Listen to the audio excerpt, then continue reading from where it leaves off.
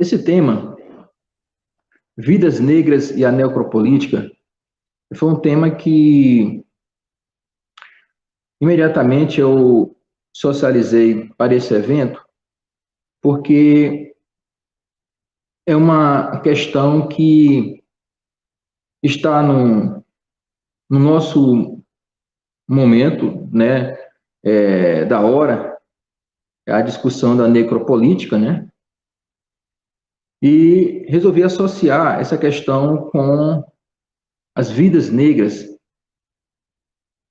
abordando todo esse contexto também de um levante, né, que vários militantes do movimento negro e também da sociedade, de certa maneira, começaram a debater de uma forma mais veemente, né, presente, essa questão sobre as vidas negras. Então, resolvi fazer uma relação entre essa questão, né, das vidas negras e a questão da necropolítica, né? E aí é bom nós abordarmos essa questão para entendermos qual é a relação entre a necropolítica e as vidas negras. Veja bem, a necropolítica é um termo que foi cunhado pelo filósofo camaronês Achille Mbembe, essa questão do termo necropolítica. E isso, numa análise sobre a relação política de poder do Estado em relação, né, aos indivíduos na sociedade. E essa relação da necropolítica como uma política da morte, né? Essa definição objetiva desse termo, a política da morte. Logicamente, quando Achilles Mbembe fez essa análise, ele estava estudando exatamente a omissão do Estado, né, em relação aos vários problemas que atingem, né, aos vários grupos sociais da sociedade. E aí essa omissão do Estado, ele fez a relação de necropolítica, né? E aí vocês devem estar perguntando, e qual é a relação dessa necropolítica com a questão das vidas negras? Eu diria que tudo. Se nós analisarmos, por exemplo, no Brasil, a necropolítica ela é transformada no racismo. É transformada no racismo, ela é transformada também através de um discurso do inimigo interno, né? E também dentro da própria estrutura de poder econômico que nós temos em nossa sociedade brasileira, né? Então, esses fatos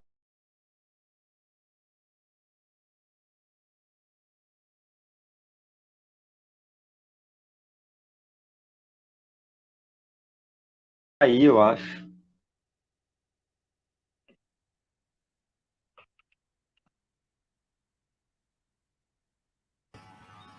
Na verdade, foi o professor Stênio que caiu. Não, caiu mesmo. Foi o professor Stênio que caiu. Eu acho que eu entro, então, enquanto ele reconecta. Isso, professor, você já está ao vivo. Tudo bem, pessoal? Questões vinculadas à internet aí, né? Mais um desafio que a gente está tendo que superar nesse momento. O professor Stênio teve um probleminha com a internet dele e a gente vai recuperar essa conexão e já já ele continua a fala que ele vinha fazendo, né? Enquanto isso, então, aproveitando, né, o momento e o espaço, a fala do professor Stênio sobre vidas negras e a necropolítica, E ela está dentro do evento que a gente está construindo lá do campus Araguatins, do IFTO, em parceria entre o NEABI, o Núcleo de Estudos Afro-Brasileiros e Indígenas, com a participação, sob coordenação da professora Cristina, mas com a participação da professora Quitéria, da professora Monique, do professor Guanacuí, entre vários outros professores e professoras. A gente também sempre salienta a importância dos alunos e alunas do IFTO participarem também desse espaço, porque ele é um espaço aberto, ele é um espaço plural, ele é um espaço democrático, e então eu já aproveito a audiência para convidar a todos e todas que tiverem o interesse de participar do NEABI Campus Araguatins, superado esse momento, esse problema que a gente está tendo da pandemia, por favor, fiquem à vontade, nos procurem, participem e busquem se integrar nesse projeto que é tão importante e vai justamente de encontro ao que a gente vai conversar ao longo de hoje e amanhã. Professor, superamos então esse tropeço e a palavra volta a ser sua. Tá bom? Quero pedir desculpas à comunidade, mas foi uma queda de energia, né, que houve. Quem está nesse movimento virtual de comunicação, infelizmente ocorre esse tipo de situação, tá bom? Mas vamos lá. Então, eu estava abordando sobre a relação entre a necropolítica, que é a política da morte, né, termo que foi construído pelo filósofo camaronês Achilles Mbembe, para analisar exatamente a omissão do Estado diante de problemas sociais crônicos, sobretudo a determinados grupos sociais, onde está inserido, logicamente, a população negra, né, nesse cenário. Pois bem, e aí vocês devem estar me perguntando, professor, e qual a relação, portanto, entre essa necropolítica e a questão racial no Brasil? Eu diria que tudo, né? A necropolítica é a base do racismo à brasileira, né? E aí eu diria que essa análise abordada pelo filósofo camaronês Achilles Mbembe é uma análise importante do ponto de vista da discussão acadêmica e da relação de análise sociológica, mas o processo de construção do racismo à brasileira, nessa condição do Estado como uma instituição patrocinadora também da negação, da omissão, e que leva à morte de vários grupos sociais, e entre esses grupos sociais a população negra, não é um acontecimento de hoje, é um acontecimento de ontem, né? Ou seja, do nosso passado histórico, sobretudo baseado na escravidão. E se nós analisarmos, por exemplo, a própria estrutura da escravidão, ela te dá essa resposta, né? A negação, né, do ser negro como sujeito, né, como construtor da história e visto apenas como um objeto de uso, né, descartável. Então, aí você já tem o momento da necropolítica dentro dessa condição, né, nesse cenário. E aí, no período pós-abolição, você tem uma construção de uma república excludente, né, em que você tem um contexto de uma república voltada para os interesses da elite dominante, e aí, de certa maneira, isso não proporciona uma discussão mais presente para todas as classes sociais pós-abolição. E aí é bom nós ressaltarmos um detalhe muito importante nesse cenário, que é exatamente a questão da ideologia do embranquecimento, né? A ideologia do embranquecimento foi algo, pós-abolição, construído pelo Estado brasileiro. O Brasil teria que ser rico, branco e capitalista. Então, o negro não poderia ter a chance de ascensão social nesta sociedade pós-abolição, né? Era necessário que este negro continuasse, né, dentro de uma situação de prisão, né? Uma prisão que não fosse mais detalhada dentro da estrutura escravista, mas mesmo dentro de um Estado aparentemente numa condição de uma democracia liberal, digamos assim, mas ele continuasse preso, né, pelas ações morais, né, de uma classe excludente, que pensava mais dentro de um viés eurocêntrico, né, do que, logicamente, de um viés de entender, né, a sociedade, compreender a sociedade brasileira, a sua formação. E aí, nós temos vários exemplos desse estado, dessa negação, quando da proibição de acesso a essa população negra, por exemplo, a empregos, né, a empregos públicos e até mesmo a empregos privados, haja vista que havia toda uma situação de criminalidade sobre essa população, né? População, dentro dessa ideia da ideologia do embranquecimento, né? Algo que foi tão estruturado nesse processo do início da República. E que, de certa maneira, ainda é uma base social ou do pensamento social brasileiro. Para vocês terem uma ideia,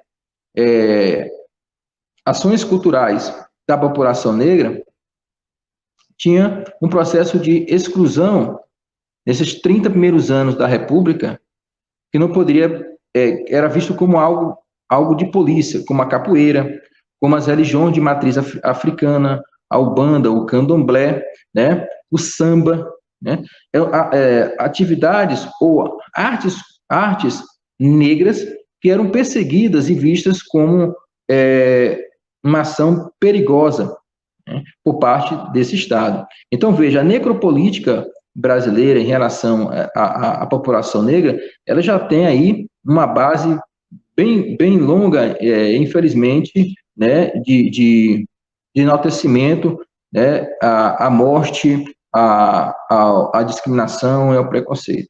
Então, esse é um cenário que é importante nós analisarmos, né, e aí, porque quando a gente faz essa socialização das vidas negras, não é só no olhar contemporâneo, mas é num olhar histórico, e que isso tem proporcionado todo um contexto de negação aos dias atuais. Pois bem, e aí essa formação histórica de negação resulta, logicamente, nas realidades sociais que nós temos hoje, né? Eu sempre coloco que as atitudes contemporâneas, elas vêm exatamente desse processo de negação. Quando nós temos, por exemplo, um livro como Frantz Fanon, que metade do século XX, ele escreveu um belíssimo livro chamado Pele Negra, Máscaras Brancas, onde ele já detalha também essa condição de ser negro, de ser negra na sociedade brasileira, né? Quando você tem um livro do Genocídio do Negro Brasileiro, de Abdir do Nascimento, né, que também, em meados da metade do século XX, também coloca essa questão, né, da perseguição do Estado, né, da omissão das instituições sociais e da própria sociedade em relação à população negra. Tanto é que ele coloca o nome do seu livro de Genocídio da População Negra, né? Então, essa análise da necropolítica, nessa política da morte, organizada no primeiro momento pela estrutura do Estado, ela já vem num caso brasileiro, num embasamento bem histórico, né, bem massificado nesse cenário. E aí, essa condição de negação, essa situação de exclusão, resulta nesse processo de invisibilidade dessa população no seu cenário atual. Vejamos, quando nós temos, o Conselho Nacional de Justiça faz um levantamento sobre a participação do negro como papel de magistrado no Brasil, nós vamos verificar que apenas 15% dos magistrados no Brasil são negros. 15%. E se você for analisar, segundo os dados do IBGE, 54,5% da população é negra. Então, você vê uma condição totalmente desproporcional. Né? Desproporcional. Quando você tem, dentro do cenário da organização política brasileira, na perspectiva, por exemplo, da Câmara Federal, nós só temos 12% de negros na Câmara Federal. Ora, e é um local que é fundamental você ter um processo de equidade. A Câmara Federal é responsável exatamente por fomentar leis, né? E aí, se você tem uma Câmara Federal ou um Senado Federal, em que você, basicamente, constituído por homens e brancos, automaticamente, essa condição de diversidade, ela não será atendida, inclusive em políticas públicas. Então, esse é mais um exemplo dessa condição. Se nós formos analisar que 75% dos jovens negros brasileiros são vítimas, né, ou alvos de um processo de crimes patrocinado, por exemplo, pela polícia no Brasil. Ou seja, 75% dos jovens que morrem neste país, eles são negros, numa faixa etária vai de 16 a 29 anos de idade. Então, tudo isso é necropolítica. Então, a nossa formação colonial, escravocrata, né, eurocêntrica, baseada em valores de uma ideologia de embranquecimento, resulta nessas informações que eu acabei de passar para vocês. Então, a necropolítica brasileira em relação à população negra, ela é algo que vem aí, né, desde a formação desta sociedade. E o que é pior? Né? O que é pior? Você tem o processo de fazer a necropolítica no Brasil e tem a facilidade de produzir essa necropolítica, né? Então, é uma situação extremamente triste no cenário do povo brasileiro, você tem que ter uma realidade que o Estado deveria ser o organizador de um bem-estar social coletivo e na verdade, um patrocinador. Mas também é importante nós ressaltarmos que, além desse Estado ter essa condição de poder, de negação e de omissão diante dos cenários de crimes, de violências, é importante ressaltarmos que também as instituições sociais no Brasil também patrocinam essa necropolítica. Por exemplo, a escola, a família, os partidos políticos são instituições sociais importantes, mas que também corroboram para esse processo da necropolítica e esse processo de negação às vidas negras neste país. Então, você tem o Estado, né? Você tem outras instituições sociais relevantes no processo de formação de um público, como a família, como a escola, como os partidos políticos, e também nega esse processo. E aí você tem, somando com esse cenário, nós vamos se deparar com a própria sociedade que se alimenta, portanto, dessa negação, e se alimenta, portanto, dessa realidade de não enxergar, ou de pouco enxergar, né, os problemas sociais, no caso, em debate, o racismo neste país. Né? E aí, se nós podemos quando eu falo que no Brasil a necropolítica ela é bem fundamentada, ela está no racismo, ela está no discurso do inimigo interno. Aí você pergunta, professor, o que é o discurso do inimigo interno que o senhor está abordando? O discurso do inimigo interno é aquele, por exemplo, que nega o óbvio. É aquele que, por exemplo, que vai dizer o seguinte, no Brasil não há racismo. O racismo é criado pelos próprios negros. Ou quando você tem, por exemplo, um caso, como quando você escolhe a culpa, né? A culpa é da vítima. A vítima que é culpada por isso, né? É porque é complexado, né? Não tem, ele mesmo não tem orgulho de si, não faz por onde. Então, isso é um discurso de inimigo interno. É você negar aquilo que é óbvio.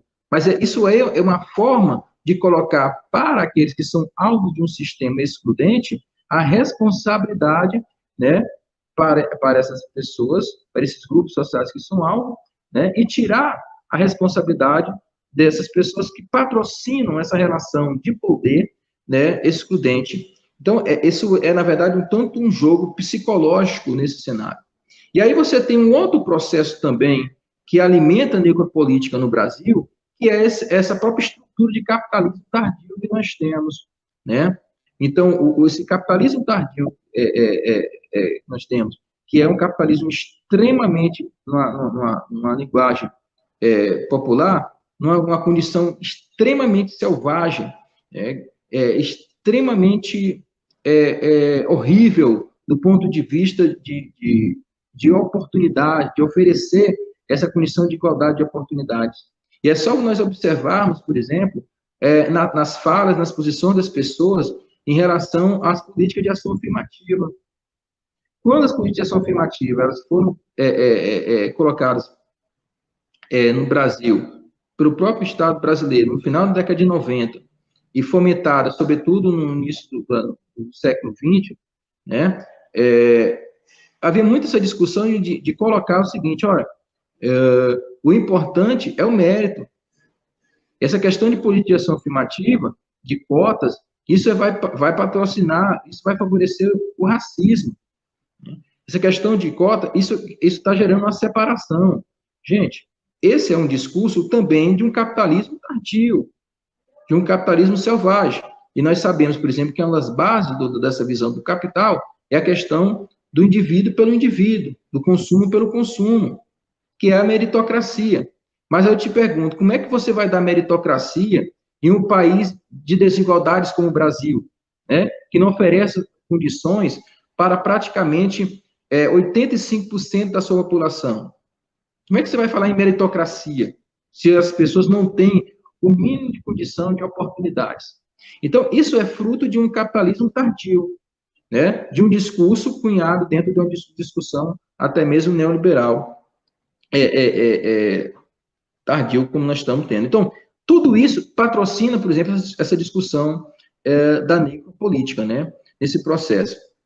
Então, abordar essa questão, né, das vidas negras e a necropolítica é algo fundamental para nós entendermos, né, o contexto de sociedade no Brasil. E aí, quando nós temos instituições como o Instituto Federal, né, debatendo, dialogando temas sociais relevantes, como a questão das relações étnico-raciais no Brasil, isso é fundamental. Porque qual é o papel, por exemplo, da instituição de ensino?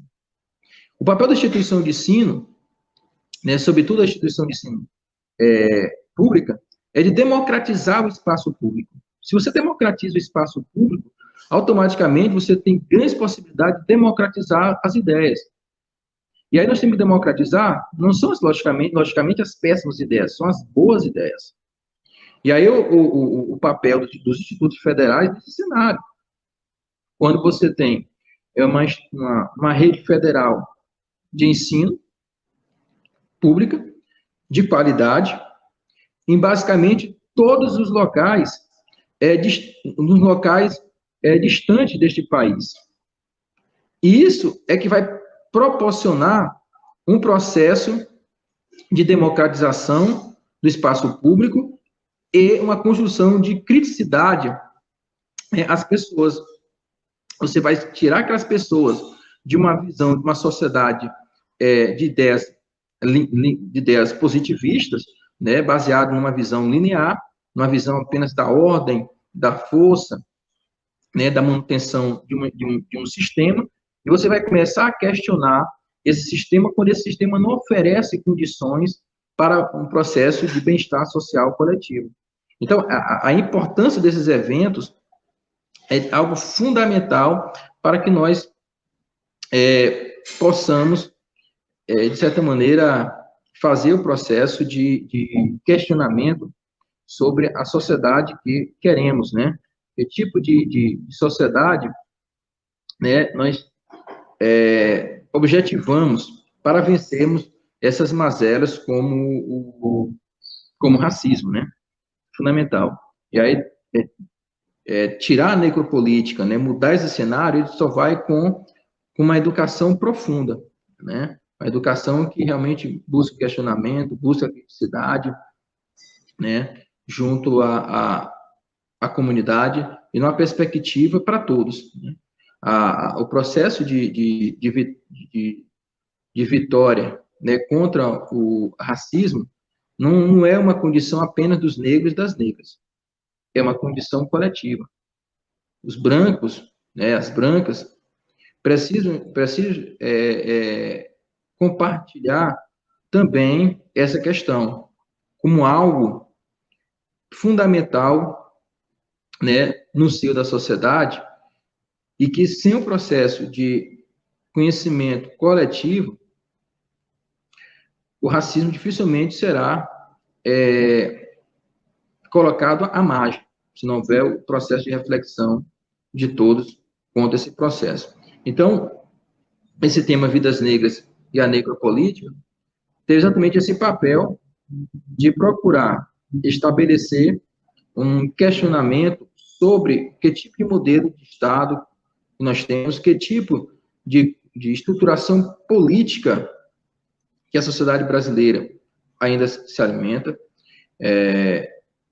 Tivemos recentemente as eleições e o recado, de certa maneira, foi colocado nas urnas, né?